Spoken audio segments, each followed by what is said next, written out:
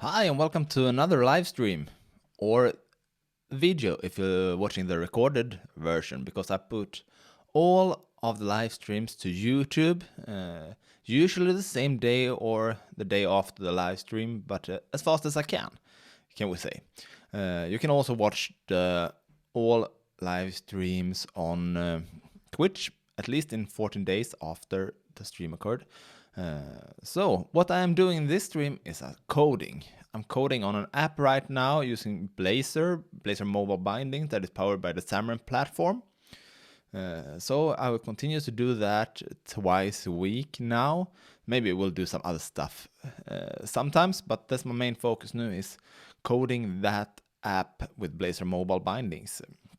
And the app that I'm building is an e-com app. It's an app where we're browsing product categories, and later you will be able to add products to cart and doing stuff like that. I'm also planning to maybe build a backend later using Azure services like Azure Function, Azure Search, Storage, and things like that. But right now, I think it's great to focus on the app part, because that's the fun stuff, I think. Azure is also fun, of course, but I really like building apps, and I'm not building that much apps on my daily work right now. That is much of Azure stuff right now. So it's fun to be back to apps on, even if I'm doing that from time to time otherwise also, but it's fun to do, and it's fun to investigate how you can use Blazor Mobile Bindings, because I think Blazor is a really interesting product. I have done some side projects with building web apps using Blazor. The .NET frontend website, for example, is built with Blazor server. It's a .NET frontend, .NET-frontend.com, and it's a conference that we had about 2 weeks ago, and that website is built with Blazor. It's a conference about Blazor and Xamarin, and the page was built with Blazor. Of course, we cannot build it with React, and had a conference that is about Blazor. That would be strange. So, but I like the way we work with Blazor, so that's the reason I want to do mobile apps with Blazor as well. So that will be interesting to see how much we can do with Blazor right now, because it's just an experimental project, Blazor Mobile Bindings. So I don't recommend you to use it for production apps right now, at least not production apps that will make your living of. Then I will probably go for MVVM, the old classic Xamarin Forms way of building apps. But you should definitely take a look at Blazor, because I think it's a good way to build apps, and I really like the pattern of Blazor and the way you work. But there are some reasons that you can maybe are more productive with SAML. For example, you have hot reload when you're building apps with SAML. You don't have that when you're building apps with Blazor Mobile Bindings. So you need to recompile the app and you need to deploy it again every time you're doing a change. So the inner loop is probably a little bit slower right now, but hopefully Microsoft and others working with some good hot reload stuff, even for non-SAML stuff. And there are live Sharp, for example, a third-party product that you can use to get hot reload even for C#.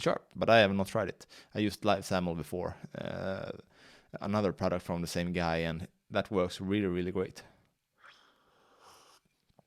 And I only heard good stuff about live Sharp as well, so maybe I have to go and try it later. But now we will continue to build the app. Last time we browsed the category tree, and we showed products in a category.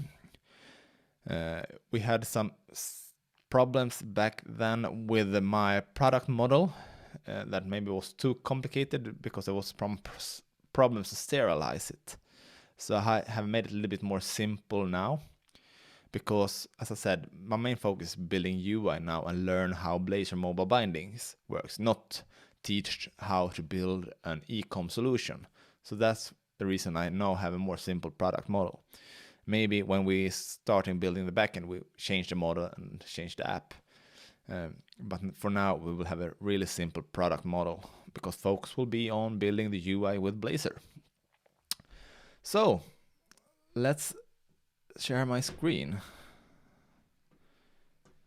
I will just go and change the resolution so you can see better what happens. I think this will be good.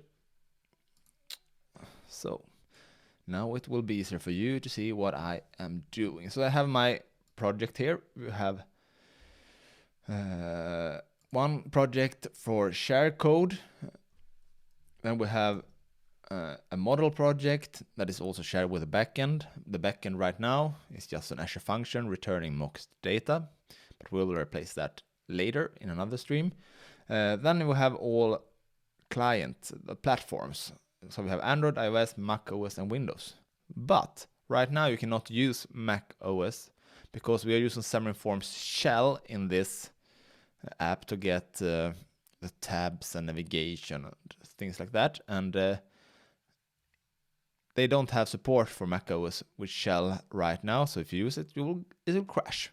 But with .NET MAUI, the next version of SummerInforms, you will have Mac OS as a first-class citizen in there, so they will probably support shell even for Mac apps later. But not today, so we'll focus on iOS. Today, you can also run the code on Android, of course, but last time I started Android emulator during a stream.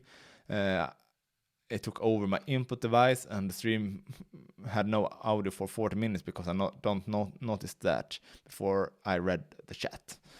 So I will not do that today. Maybe in another stream I will start Android emulator before the stream and make sure that the audio is streamed in the right way.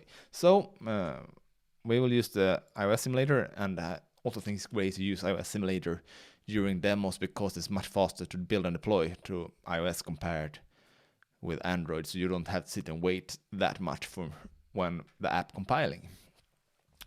So let's go here and take a look at the share code. We have the pages here, and we have the product list page. That was the one that we worked with last time, so we can start and run the app just to see how the app looks now. We don't have focus that much on UI yet. We will do that later.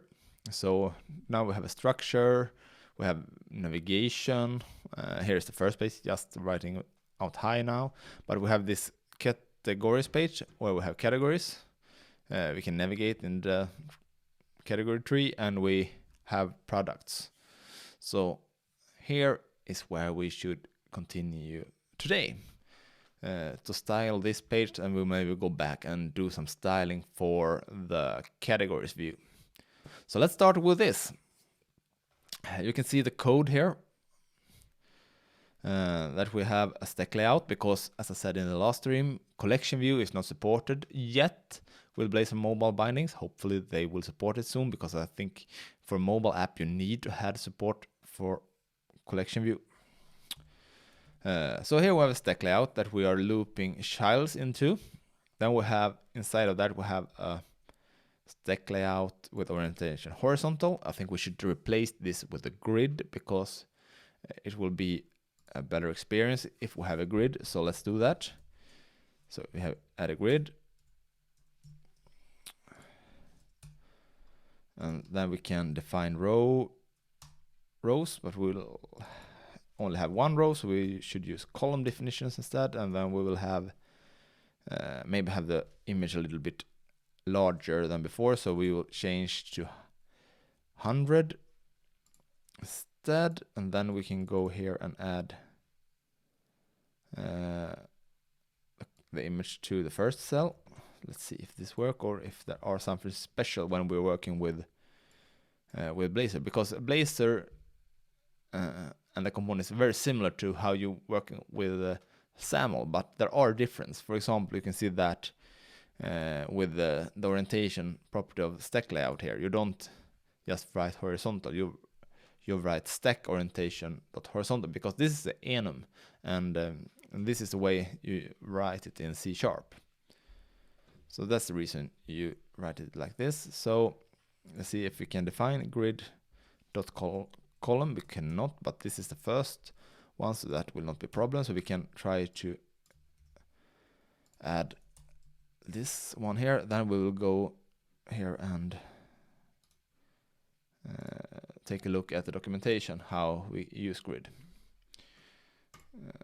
This is the official Microsoft documentation for experimental mobile Blazor bindings. So we can go here to take a look at the grid layouts and see how to do that. And it seems that we have to wrap the content inside a grid cell instead of just defining grid.column. So that's fine. Let's do that. So grid cell, and it will be the first column, first row, but the first is of course not 1, it's 0, like this. So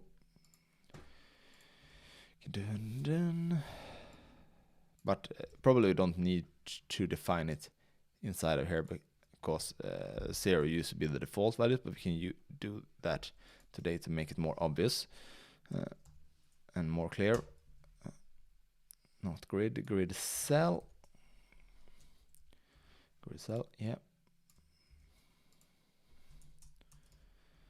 That, and now we have column 1 and row 0. Okay, let's try this. And this grid will not be horizontal in this case, because we want title and we want the price to be under the title. So we remove orientation, because vertical orientation of stack layout is default, so we don't have to set that. So let's build it. Probably need to rebuild it this time, also because some issues with the Visual Studio for Mac. The only good thing with waiting for the code to compile is that you can drink some coffee.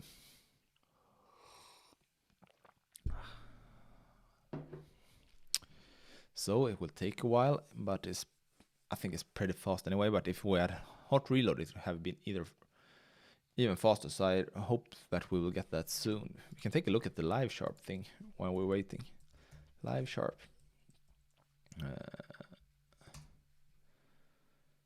It's not a free product, but I think it's can be worth it if it works good. That we to have hot reload. We have it from Blazor, ASP.NET Core support, and a code update, so you can even use it in console apps. So that's great. License. Let's see if we have a cost. We have a personal license. It's about €9.90 per month, and then we also can buy it for 12 months. But if you buy it for 1 year, it's a little bit discount. So this will be interesting to try out. I wonder if they had a trial. Yeah, they probably have.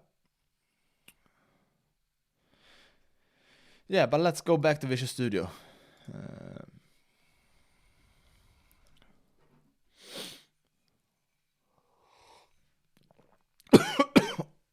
Oh, I'm sorry. So the app has started. Go to categories, ice fishing, balance jigs. The products are here, and we have 100 pixels. This is not actual pictures, pixels. It's we have a scale factor on those devices, so it will probably be 300 pixels on this iPhone 12, or maybe 200. But you can use pixel pretty good because it's scaling and you have a scale factor, so that's fine. I think so. We have a little bigger image now. We have the title, we have the price. Doesn't seem that we have a price for that one, but we'll at least have that field. So maybe we can try to do the title bold, so font attributes. See what we will have for type of that. Well, maybe font. Yeah, font attributes dot bold. Maybe we want to have a line between each product. We can try to add that. Row definitions. So we have a row that is just 1 pixel. And star will be, it will take up the rest of the available area. So let's create a grid cell. Row is 1, column 0, and then we will have a column span of 2 because we want it to be for both columns. Then we of course have to add content to that grid cell, and for have a separator line we can use a box view with a height of 1, like this, and we can set the color to it. Color dot gray, for example, maybe light gray is good.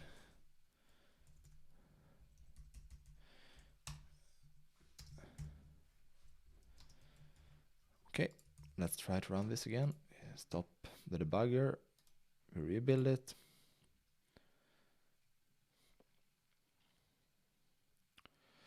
Then we're waiting. Can take some more coffee.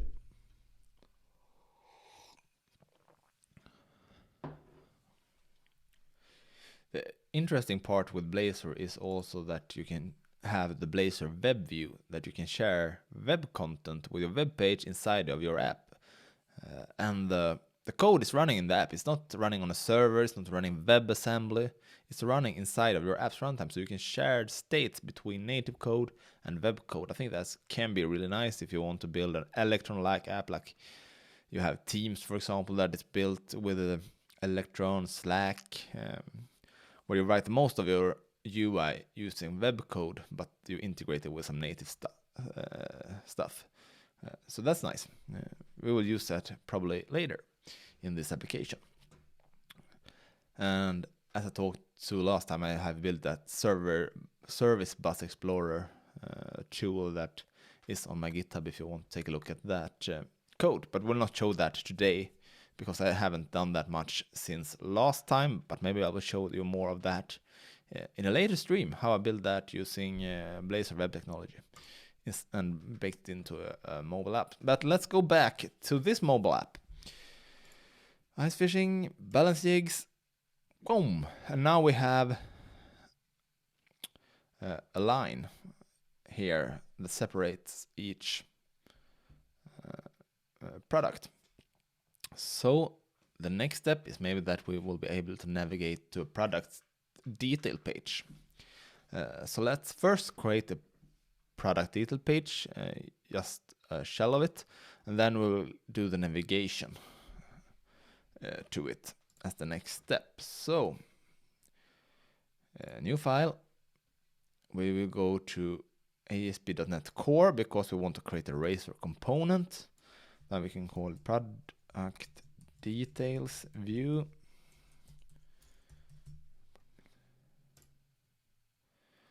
And this template is for web content, so we will have some web tags in it, but we need to remove that because even if it's Blazor, you don't using HTML components and web components, you're using Xamarin Forms components. So that's the reason we can't use a H3 tag, for example. So we can add a label here. Let's add text product details, just like this, so we can see that the navigation succeeded.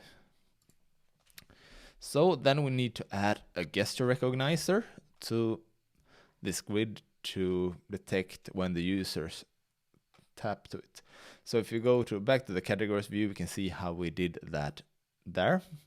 So what we did is that we just added a tap gesture recognizer as a child to the view that we want to have it for. So we can copy this code. We can go back to this product list.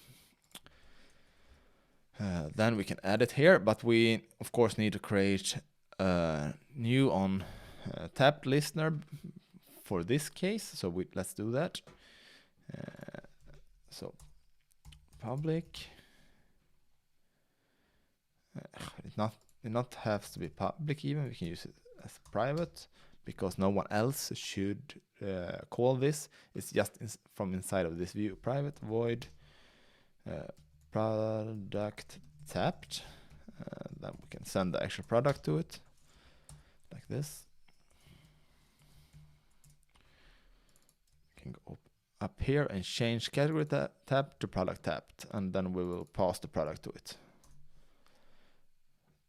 like this. Okay, great. So what we also did here to do navigation is that we injected the navigation manager, and this is the navigation manager specific for shell navigation. So it's a shell navigation manager that we should use. And we also wired that up here in the app.cs file here as a singleton.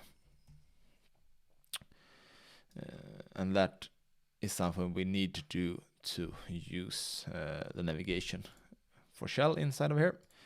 So we will also inject that one into this view like this. Then we can do navigation manager dot navigate to. We can also do that as a sync if we want to. We can try that. So we change this to task. Then we can go up here and do like this. Async. And we can do a wait here also. Like this. Navigate to async. And of course we need to add the async keyword to the method. Like this. And then we will pass in your URL to it. So the product slash product ID, for example. We need a $sign here. So product dot ID, and the property for ID is SKU in this case. So let's do that. So, and then we need to add a wait here. Now we are ready for navigating on this side. Now we need to go back to the view to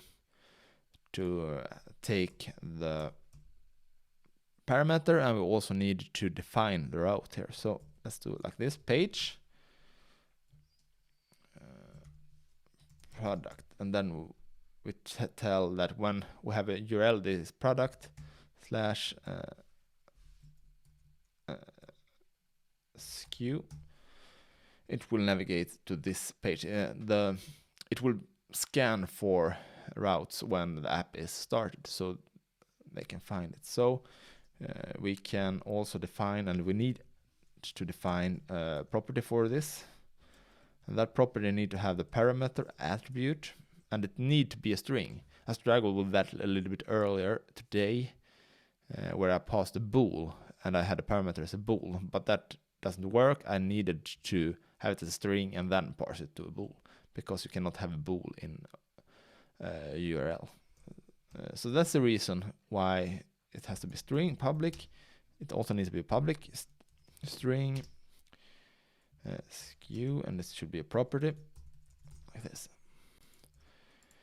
So now we should be able to also write the SKU here. Let's see if we can do like this, or if we need to maybe no. We need to have those in separate elements, or we need to do the concat before, so we can do that. Title private string title. We can do this as a field if you want to. I mostly prefer to use properties for when we're doing bindings, but you can also use a field. So let's do that now to demonstrate that it's working. No, it should be a $sign.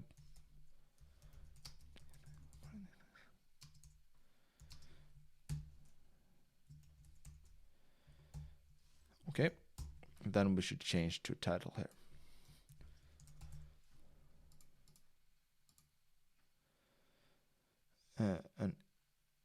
And field initializer cannot. Okay. Of course, we cannot do like that. So let's do like this instead. We override on initialized async. We'll add a async keyword to the method. We await this instead, and then we set title to this value.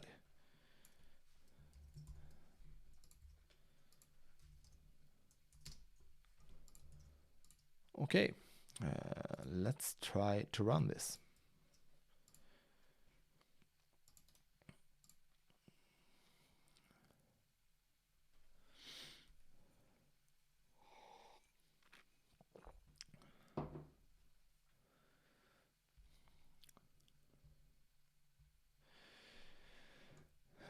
Then we have to wait a while, and we can start the debugger again.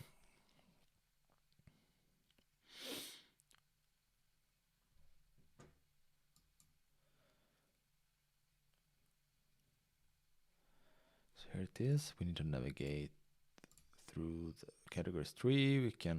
I can see the breakpoint here just to see if that part works. Yep, the gesture recognizer works. We are now ready to navigate. Okay, let's release the debugger. Boom. Okay, now we have a problem here, and I still don't know why Visual Studio shows the error message outside of the screen. But we can look here instead. Invalid operation exception. Let's see if we expand those. Object of type tech store clients pay product does not have a property matching the name SKU. Okay, let's see what we did wrong. Probably because this is lowercase, the whole word, and this is have an uppercase in the beginning. So let's change that like that.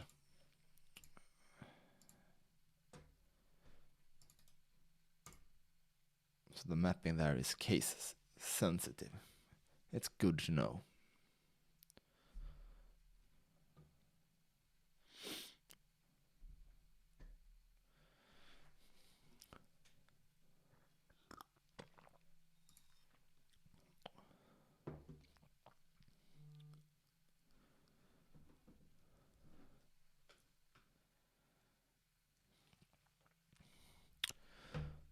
Okay, let's see if this works, because I think we didn't do the rebuild, but I installed an update of Visual Studio I think yesterday, so hopefully they have fixed that. Yeah, we are there. Yeah, we didn't have to rebuild that. That was great. So now we can start to work with the product details page. So maybe we should have the image at top, then we'll have a title, or maybe we should have the title up here. I wonder how to do that with Blazor Mobile Bindings, because this is a content view right now. So we maybe will go and read the documentation to see how we can do that. But we add the photo, then we can have some product attributes here, for example, that is web content. We can use the Blazor web views so we can reuse that component in both our mobile app and also when we're building a website. Then later we can use that component there too. So let's try that. But first we can add the image at the top. Categories, that product details view. We don't need to have that title right now. We need to have this service namespace imported even here. Then we can go to the product service, get category ID. Okay, we don't have any method here for getting the actual product. So let's go and add that to the service. So we have services here, the product service. So we will add a new method here, public async static, and just return a task product string get product string SKU as arguments. For now we can just do like this, that we cache the result here. And then we can go refactor that later when we have the proper backend. So let's do it like this. Private static list product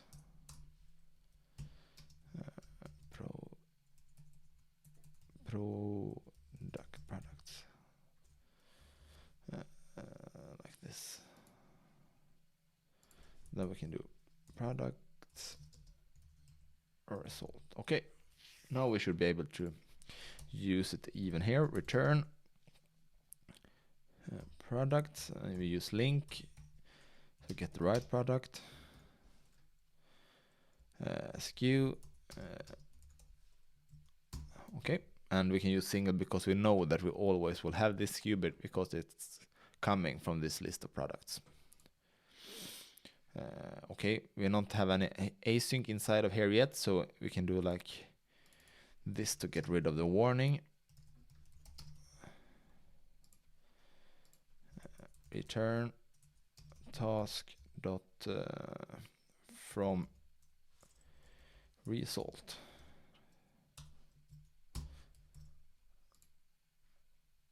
Then we can remove the async keyword like this. Okay, now we're here. We can do get product, pass the SKU.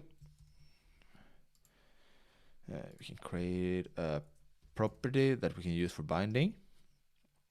Private product. We can also give it the name product like this. Using tackle store.models. If we don't want to write those using for each component or each view, if you prefer to call it that, but in Blazor it is a component. We can remove them here and we can go add them to imports here instead, and that will be globally imported. And I think that could be nice because we will use those namespace on basically every view. So let's do that. So instead of title here, we will have stack layout. We will have the image.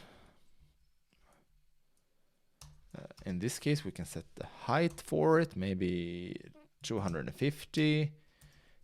Aspect to aspect fill, so it will always take up the whole image area, and it will have the aspects of it left, so it will not look strange. And then we need to set source, of course. Source product dot images dot first or default, because there can be products that don't have any images, but we can, of course, we can do like this also. We can keep first there, then we can add an if statement around it instead. If product.images.n, so if there are any images, we show it.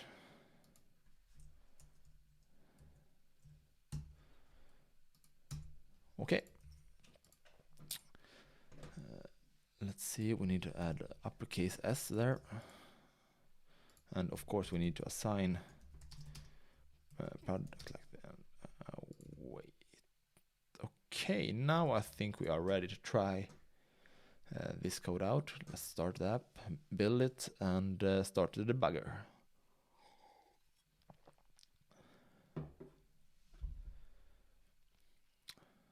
And now we will see if they have fixed the rebuild issue in Visual Studio for Mac. because now I've done bigger changes. Hopefully they have. Cat ice fishing, balance jigs. Yeah, they have. Nice. That will save me a lot of time when doing app development, and you don't have to wait for the compile times either. Okay, so now we're showing the image. If we have more than one image, we will probably want to show that as a carousel, but I don't think carousel view is supported in Blazor Mobile Bindings yet, but let's take a look of the user interface list. So here we can see all the components that are supported in Blazor Mobile Bindings right now. We have page components, layout components, and view components. No carousel view. No carousel view and no collection view yet. So for now, we will just use the first image and show that. We can also read a little bit about the shell and see if they write anything about how we can add titles to pages in a good way. Registering routes, page, navigate to page, home. Show how to do navigation, not really, but okay, don't focus on that now because it's not that important. So we can now add a label here, text, and it will be product.title. Then we maybe want to have another font size of that. Let's see if we can use named size even in Blazor Mobile Bindings, and if that works. So we can have, let's try title. Then we can have another label with price.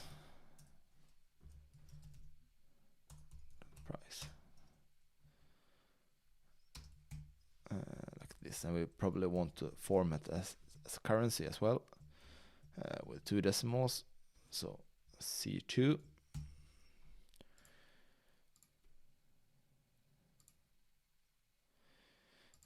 Okay, let's see if the R label missing closing angel for tag label.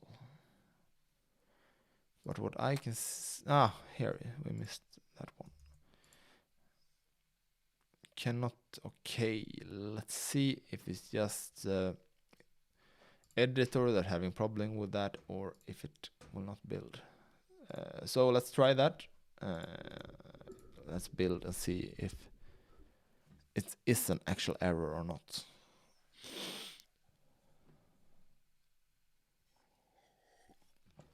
Okay, it is. Named size is. Then we have a problem. Then we need to map it to a double. See if we can find how to do that. Name size Xamarin Forms. You can see named size.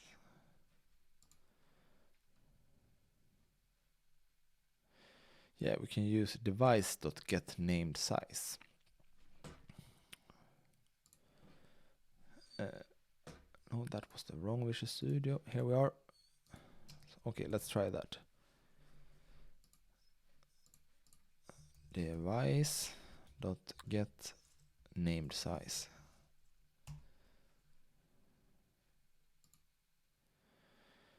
Okay, so we need to specify a target element.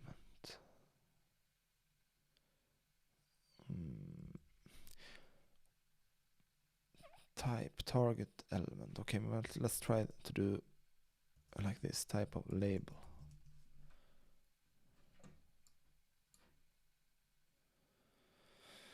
Okay, that's ambitious reference types. Okay, let's try with Xamarin.forms.label. Okay, hopefully this will work. We can add a line break there, so it will be easier to read. And let's go and try to see if this works.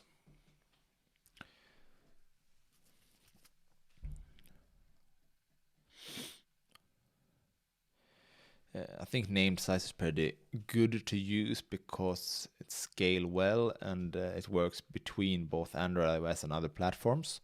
But in some forms, you just write title, for example, and that is, I think, it's a better syntax. But I don't really know how to do that good in Blazor Mobile Bindings. Probably they need to do some helper stuff around that. So let's go to the product details page and see if this works. Yeah, it did. We have this in a bigger font, so it worked to do like this. Device got get named size. Probably we can also do some own helpers around that. But I also think we have to add some padding to make it look better. So new thickness. Maybe 20, but we don't want to have that around the image, so we can do like this. I think at least you can do that with SAML. New thickness minus 20, not 120, just 20, to remove the padding. So let's try to do that. Restart the app.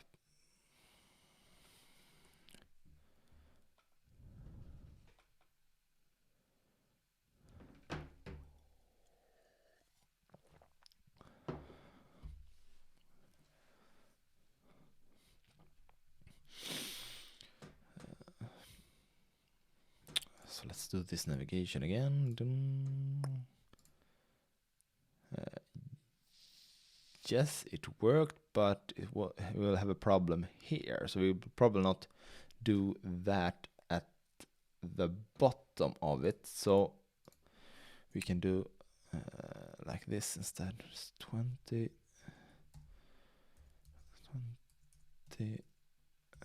like this.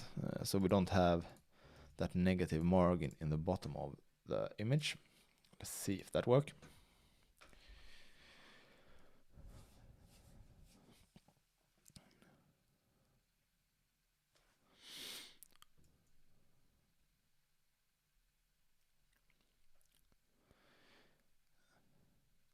Yeah.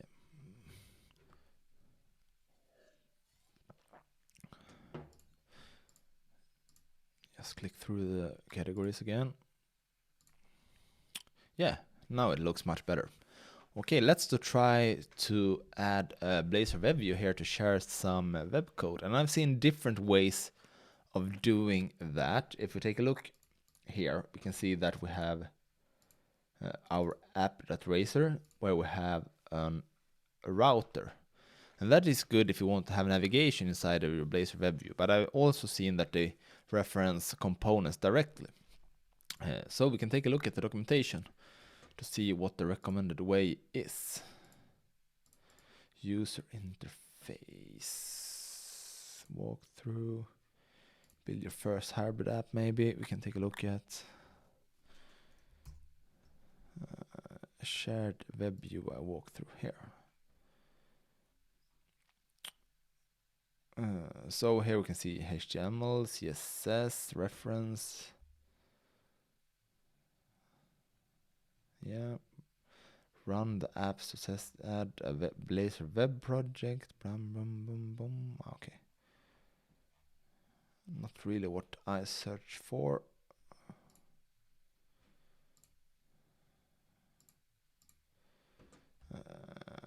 Debug hybrid apps, user interface walkthrough. Yeah, but here we can see that they reference the whole UI page, and that's not what we want to do now. Okay, let's go and try to create a component instead. We can add it here as a shared component because something that we can share. Razor component. We can call it specifications. specifications. Yes, we can just try to add it to the UI first before we actually building its specifications. Then we can go here to the page, product is page. Then we can use Blazor web view. And I think if they did like this with just adding the app component like this, I think we can do so with all components. Yeah, don't has to be a router component as in this example. So let's try. So tackle store dot share dot specifications. Let's see if this works. So restart the app.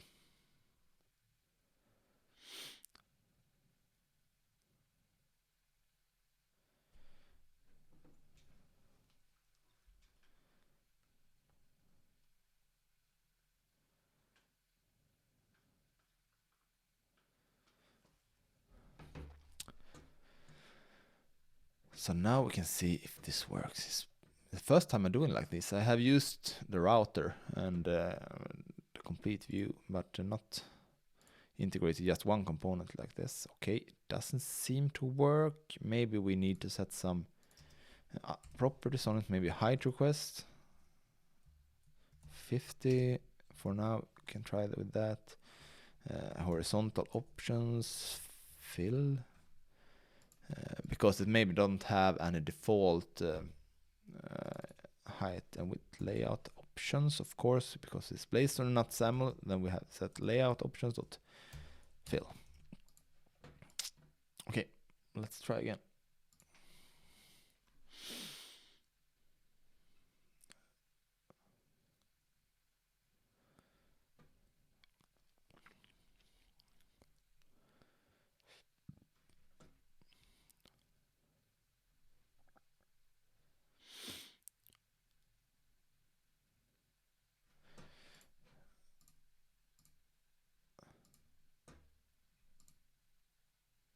Yeah, now it works. Okay, that's the reason we need to set the properties for it, for height and width, to make sure that it fill an actual area. Okay, so we can also use vertical options to fill if we want to, but it's probably better to place it in a grid, for example, or that it's expanding in height. You can see what happens if we set layout options to fill. We can also have maybe start and expand can be something for us in this case. Let's try that, because then it will be at the top and then it will expand down when we're adding more content. So just let's try to run this and see if we can see the component. Then we can go and add some more content to it. Cannot convert now, of course we cannot use height request. We need to change to vertical options in that case.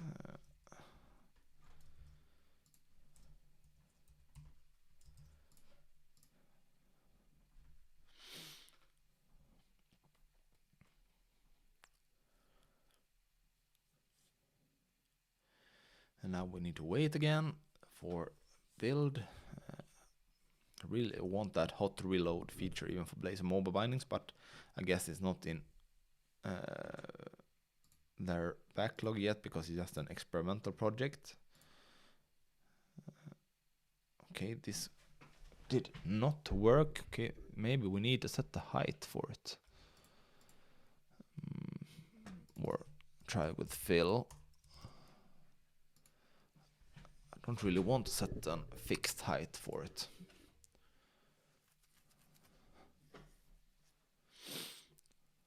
Because we want to add content after it too, and we don't want it to be a lot of white space or there, or it will clip the content. Okay, categories, ice fishing, balance jigs, you know this now. Okay, so that looks like, right, at least in a stack layout, we need to set the height. Okay, so let's have it like that for now.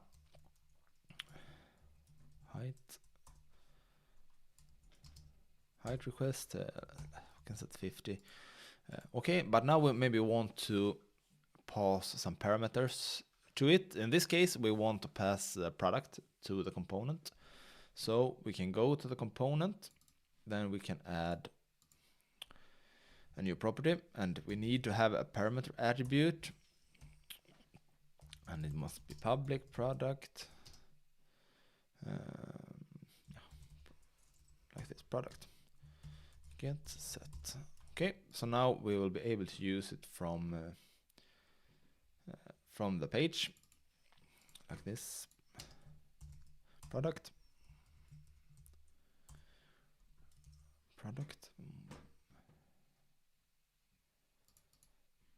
specifications, and now we can add some content here to show how it will work.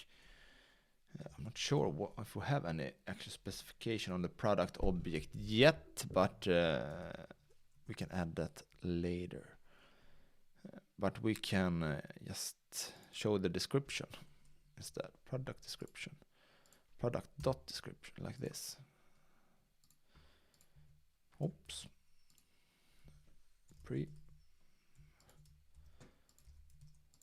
Or a p tag maybe is the best thing. Okay, let's run and see if this works. I think we'll have a product description. If I remember right, I added it to the product.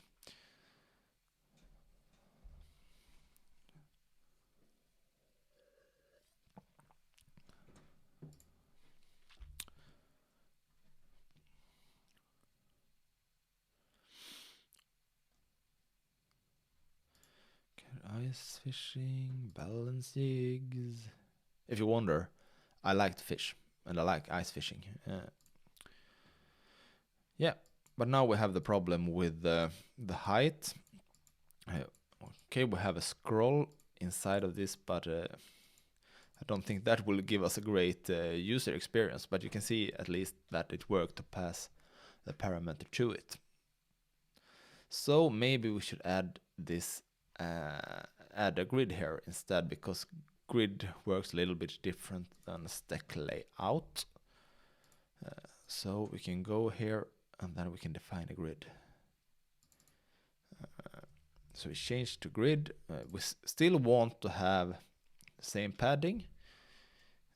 Then we can define some row definitions. We know that the first row is 250 as the image, so let's set that. Then we can set maybe auto for the next, and then we can set that the last part will fill the rest of the page. So yes, let's try to remove that one, and now we also need to wrap everything inside of a cell. And this will be a little bit strange now if we don't have an image, because then we will have a lot of white space here, because we set that we have a row definitions to 250, but we can add some code to handle that later as well.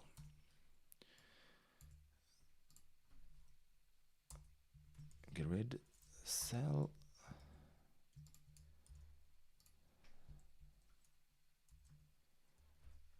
Okay, we need one more column here.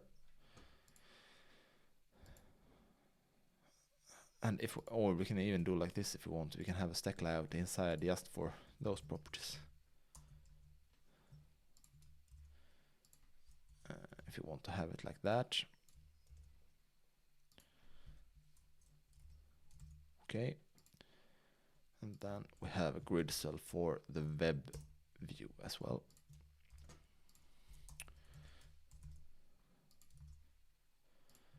Okay, let's try to run this and see if it works better now.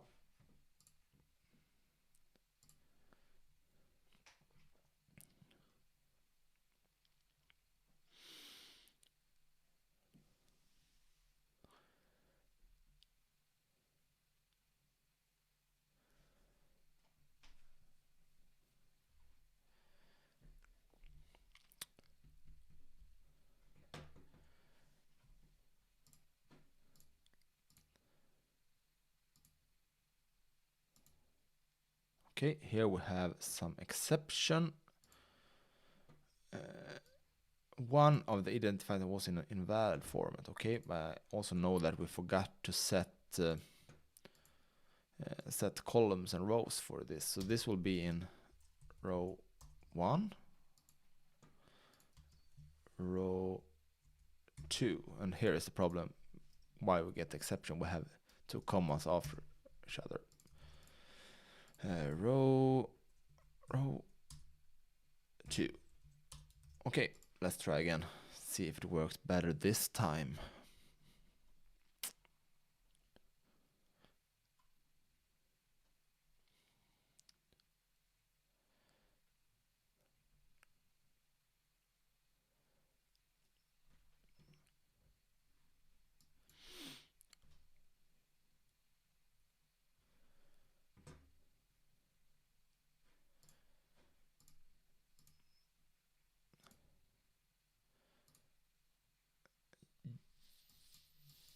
Yeah, I think it will look better. I wonder what happens if we will add some content after here. Maybe we can try to set this as auto, but add a label after it.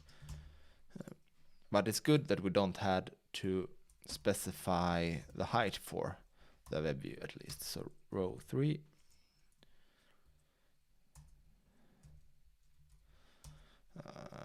Then we add a label here.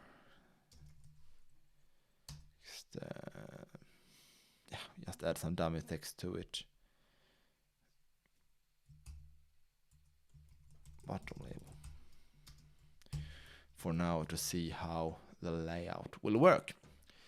So let's restart the app and see what happens.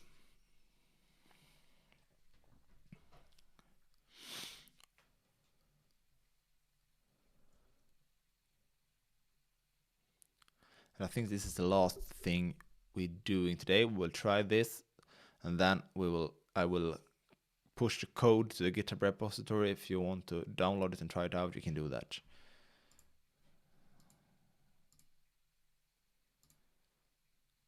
Okay, then we have the bottom label like this. So setting out for the row is maybe not the best solution here, but we'll find a way to do that and create a layout next time. The next time will be next Tuesday, because I do this stream every Tuesday and Thursday at 12 o'clock Central European time.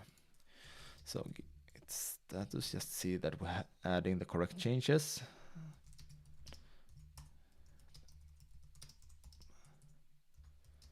The code for today. I'm not good at writing commit messages, as you can see. Git push. So now this code is available on my GitHub. You can find it here. github.com/Hindrikes/tackle-store. So here is the code available if you want to download it, you want to clone it, change it, fork it. You can even do a pull request if you want to. If you see something that we could do better, then we can review the pull request in the next stream. So thank you very much for today. And if you have feedback on my stream, you're very welcome to send it to me. The best way to do that is via Twitter @Hindrikes. So thank you very much. See you next time.